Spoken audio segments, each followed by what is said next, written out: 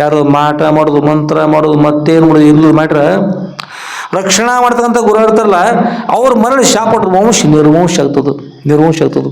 ಅದಕ್ಕಂತ ಮಾಡ್ತಕ್ಕಂಥವ್ರು ಲಕ್ಷ ಕೊಡ್ರಿ. ಯಾರ್ಯಾರು ಮಾಡ್ತಾರಲ್ಲ ಅವ್ರ ನಿರ್ವಂಶ ಮಾಡಿ ನಿಮ್ಮ ಕೈಯಿಂದ ಸಾಯುವವರು ನೇಣು ಹಾಕೊಂಡು ತಾವು ಕೊರಳಿ ಹಗ್ಗ ಹಾಕೊಂಡು ತಾವು ಸಾಯ್ತಾರೆ ನೋಡ್ರಿ. ಅದ್ರಾಗ ನಿಮ್ಮ ಮಾಟ ಮಂತ್ರ ಯಾರಿಗಲ್ಲ, ಆ ಮಾಟ ಮಂತ್ರ ಕಟ್ಟಿಟ್ಟು ಬುತ್ತಿ ನಾಳೆ ಅನುಭವಿಸಾಗ ನೀವು ಉಣ್ಣು ಎಡಿ ಅದು ನಿಮಗೋಸ್ಕರ ಇರ್ತದೆ. ಅದನ್ನ ಮತ್ತೆ ಬಿಸ್ಕೊಂಡು ಉಣ್ಣವ್ರು ನೀವೇ ಐತ್ರಿ, ನೋಡ್ಕೊಂಡು ಮಾಡ್ರಿ. ನೋಡಿ ಎಡಿ ಮಾಡಿ ಬಿಸಿದು ಬೇಕಾದ್ರೆ ಬಿಸಿದು ಉಣ್ರಿ, ತಾಜಾ ಬೇಕಾದ್ರೆ ತಾಜಾ ಉಣ್ರಿ, ನಿಮ್ಗೆ ಇರ್ತದ.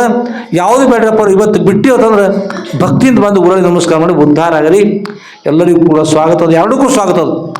ಹಾಗೆ ಬಂದ್ರೆ ಹಾಗೂ ಬರ್ರಿ, ಹೀಗೆ ಬಂದ್ರೆ ಹೀಗೆ ಬರ್ರಿ. ಊರತ್ತು ಎಲ್ಲರಿಗೆ ಆಶೀರ್ವಾದ ಮಾಡಲಿ.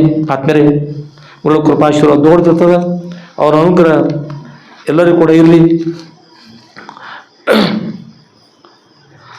ಗುರುಗಳು ಹೇಗಿರ್ತಾರಂದ್ರೆ ನರ ಪಾಪ ಪುಣ್ಯವನ್ನು